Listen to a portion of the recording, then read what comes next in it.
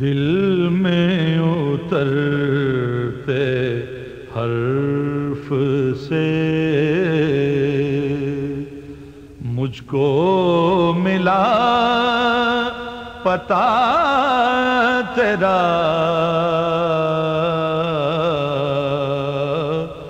دل میں اترتے حرف سے مجھ کو ملا پتہ تیرا،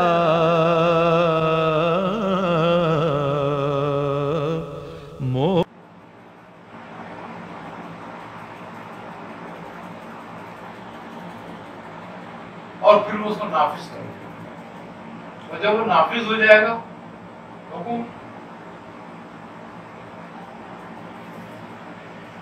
تو ہر چیز اپنی جگہ پر ہوگی، لیکن کسی کو پھر فنا نہیں ہوگا، کیونکہ بقا کے ساتھ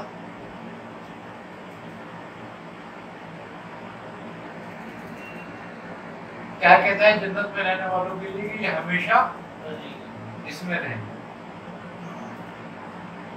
اب جب رب کہہ رہا ہے کہ ہمیشہ اس میں رہیں گے تو کوئی مدت نہیں ہے اس کی،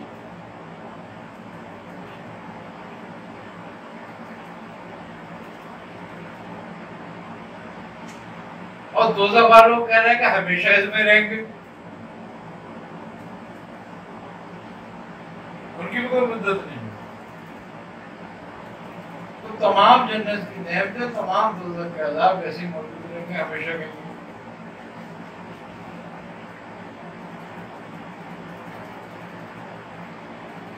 یہ روح کا علم،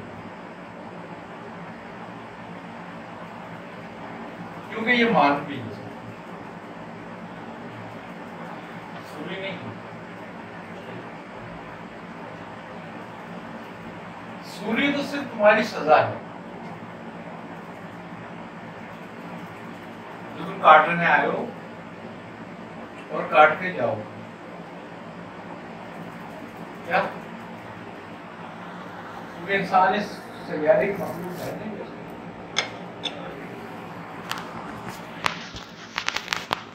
سزا کے طور پر پھینک دیا گیا۔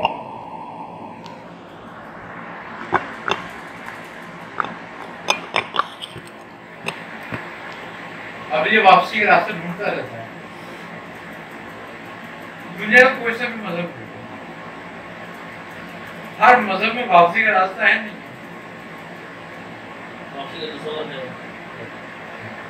مجھے واپس آنا۔ اگر تم اپنے گھر میں ہی ہو تو پھر تمہیں کیوں جانا ہے؟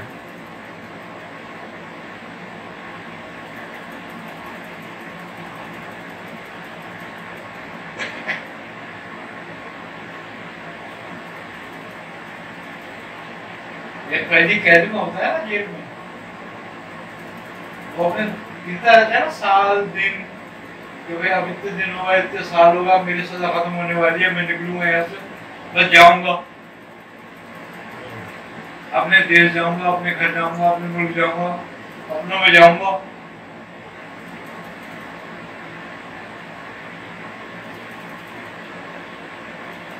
یہی ہے، یہ کہے گا وہ ابھی تک یہ وہ بات چل رہی ہے جو روح کا علم نفس کے ساتھ، قلب کے ساتھ الگ ہے، امر کے ساتھ الگ ہے، سر کے ساتھ الگ ہے، خفا کے ساتھ الگ ہے، اخفا کے ساتھ الگ ہے۔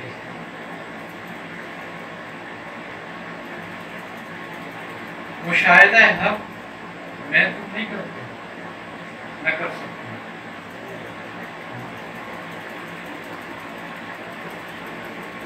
موسیٰ نے کہا کہ اے میرے رب میں تجھے دیکھنا چاہتا ہوں، کیا کہا؟ نہیں، تم مجھے نہیں دیکھ سکتے۔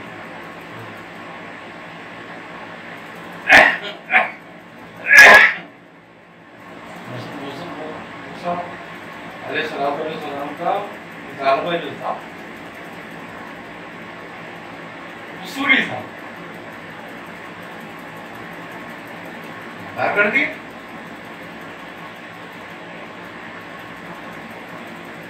اگر مانوی ہوتا تو انکار کرتا کہ آئے نا موسیٰ کے سامنے, آیا تھا نا موسیٰ کے سامنے کہ موسیٰ میں تیرا رب ہوں, یہ اس کی مرضی تھی. بات اب کیا آتی ہے کہ جب تم نفس کے اندر مقید ہے تمہاری ہو تو تم مجبور ہو, تم عاجز ہو. اب تم اس کو نہیں دیکھ سکتے, لیکن وہ چونکہ صاحب امر ہے, صاحب حکم ہے, صاحب قدرت ہے, اگر وہ چاہے اپنے آپ کو تمہیں دکھانا تو اس حالت میں بھی دکھا سکتا ہے, اور نہیں چاہے دکھانا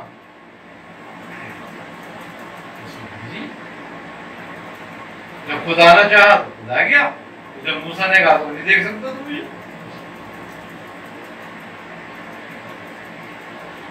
خدا نے سمجھا آپ کی کوئی درد سے ظہور کیا, تجلی ظہور کی نا. کیا کہا ہے, میں تیرا رب ہوں, میں اللہ ہوں.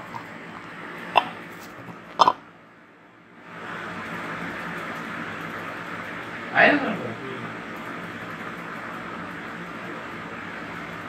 اب انبیاء علیہ السلام پہ اس کی تجلیاں مختلف تھیں, کسی پہ کسی حال سے ہوئی ہے, کسی پہ کسی حال سے ہوئی ہے, کسی پہ کسی حال سے ہوئی ہے, لیکن جب بھی ہوئی ہے ایسے حالات میں ہوئی ہے. یہ تجلی بھی جب ہوئی تھی جب موسیٰ بھاگ رہے تھے آپ کے چکر میں سے ہوئے, تو آگ جلتی نظر آئی, ادھر ہی چلتی, کیونکہ بیوی کو درزہ پڑا ہوا تھا اور یہ آگ ڈھونڈ رہے تھے کہ تھوڑی گرمی مل جائے تاکہ اس کا جسم گرم ہو جائے, تو درزے میں آسانی پیدا ہو جائے گی. آگ کہیں تھی نہیں, پتھر رگڑ رگڑ تھک گئے, انہیں نظر آئی کہ جب آگ جلتی ہے تو ادھر بھاگے گی.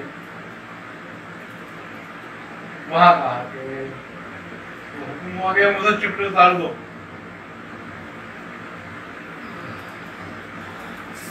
عزت کے ساتھ ہے نا, حالانکہ وہ وادی تھی, وادی تھی تو ویسے بات ہے کہ وہاں پہ لوگ چلتے پھرتے ہوں گے.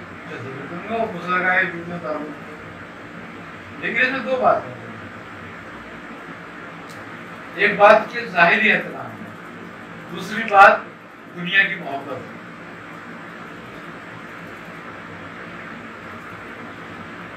دنیا کی محبت پھر آتا ہے بیوی کی محبت موسیٰ تو اس کو تار دو.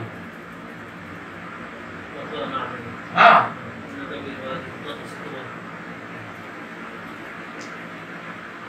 آپ نے دونوں مشکلیں آسان ہو گئی, ادھر پیمبری مل گئی, ادھر سواری ہو گئی.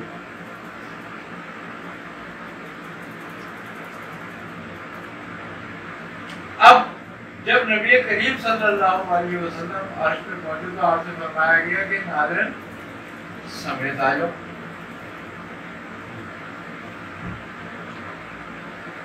آپ نے پوچھا تھا نا کہ نہیں ملے گا, انہوں نے وادی میں تو موسیٰ سے ناظرین اتارنے کا حکم دیا, وہ مجھے سمیت آنے کا حکم دے رہا.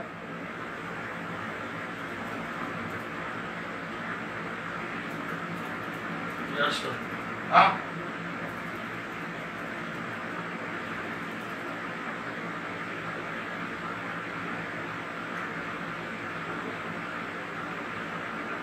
بات ہوئی کہ اے نبی, موسیٰ اور آپ میں فرق ہے, کلیم تھے تم نبی کو, اور پھر ان کو سب دنیا کی محبت سوار تھی, اور تم اس سے آزاد ہو.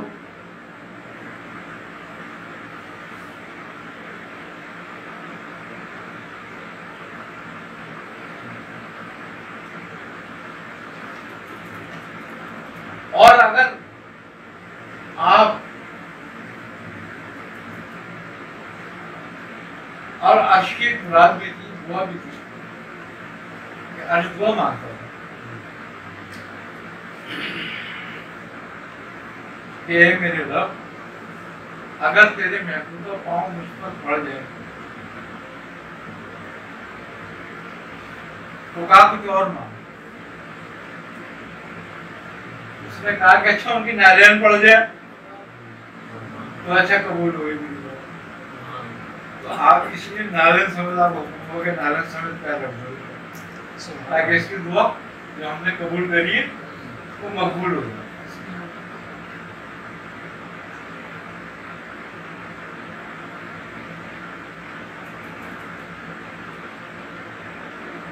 اور دوسرا راز جو کل کیا ہے وہ سرکار عالم صلی اللہ علیہ وسلم کا مقام پانے میں محمد بڑے لمبے معاملے کے تو ایسی ساری رات بیسٹ اور